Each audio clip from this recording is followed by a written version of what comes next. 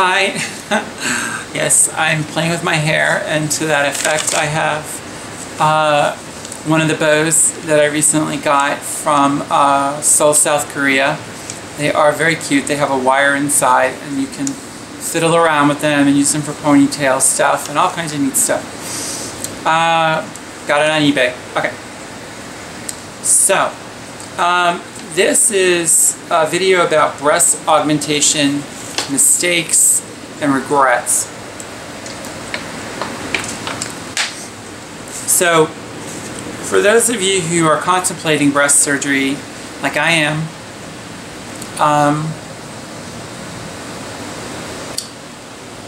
a transgender woman wrote to me as a byproduct of one of my previous videos in response to comments that I made about a surgeon who I had thought about going to for breast augmentation here in South Florida, warning me that the clinic was full of issues, etc., though I knew this from other stories in the news. Serious stuff. We're going to try to make this fast, and I just want to make it clear to you that you have two major people standing in the surgery with which you need to be very concerned about. One is the surgeon, and the other is the anesthesiologist, the guy that's going to be gassing you and putting you under general anesthesia. If there's any incompetence on the part of either one of those, or the surgery is not sterile, etc., or their practices are less than what you would consider by the book, you could be in trouble.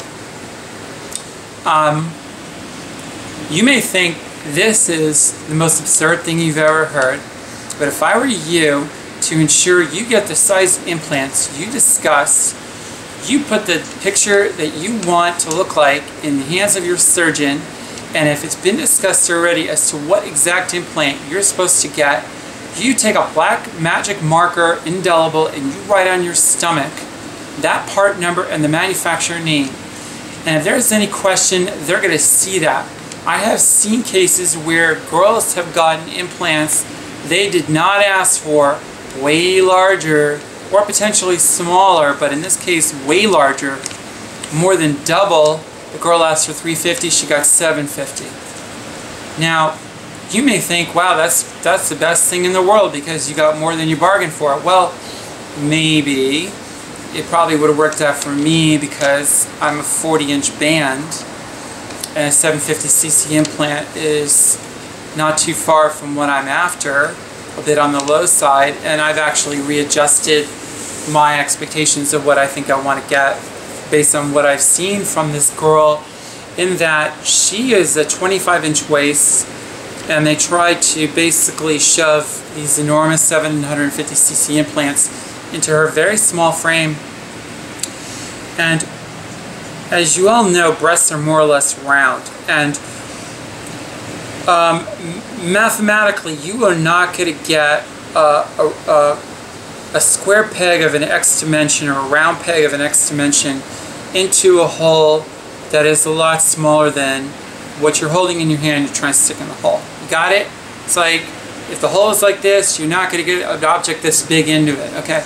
You're not going to get a gigantic freaking implant into a space that doesn't accommodate it. It's that simple. I don't care what kind of mathematics you want to use in your brain or logic you want to use to see if you can make it fit. It doesn't fit. The implants may never sit right. They may never sit at the position they're supposed to sit at. Your breasts may turn out not to be round because they are trying to slide into a pocket that does not exist in the dimension necessary to accommodate the implant size. Now, I'm going to let you think about that for a second. Giant implant, small person. Want to guess what happens next? You could have everything from massive breathing problems because you have an enormous ass object that could be underneath your chest muscle that doesn't let your rib cage expand to let oxygen into your lungs. Does that sound like fun? Now, where does this all lead? Okay, it means, and it leads to the fact that for those of you who are doing bargain basement shopping on breasts because you got to have them at any price, I promise you that you will have them at a price you may not want to pay. And just keep this in mind. Don't cheap out when it comes to good surgery. Okay? Don't be sorry. Okay? Go get a reputable surgeon. If you don't have any history on the guy, go check him out with what organizations and associations he is working with, whether it's American Plastic Surgeons or whatever it is. Find out if there's any complaints against him. You could even probably look on Yelp, because they talk about surgeons, and some of these other websites, you put the guy's name, you put like DR, doctor, like his name, and maybe plastic space surgeon, and then space review. Okay? And go find out what other girls say. And if it's possible, you should talk to some of his previous patients.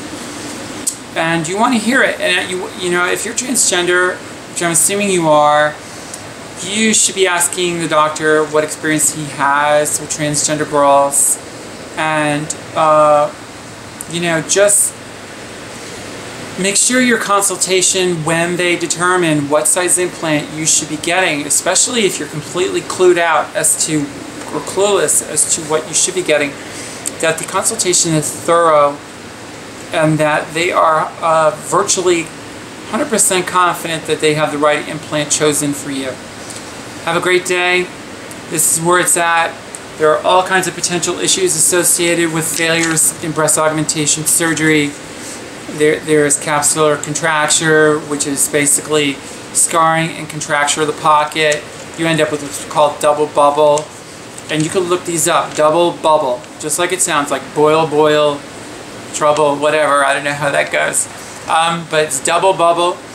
You could end up with puckering, which actually looks like you could stick your thumb in a divot, like on some particular angle of the breast, because of the way the work was done, bad incisions, all kinds of crap, and of course general anesthesia issues. Not a joke. It is not a joke, and I am waving it at you, and I am warning you, your life is in these clowns' hands. You better know who the hell is working on you, including the anesthesiologist. Okay? No joke. Love you, and I tell you this the way I tell you because I care, and I'm hopeful you are listening and don't have your head up your ass and are willing to take some advice from somebody else. Okay? Bye.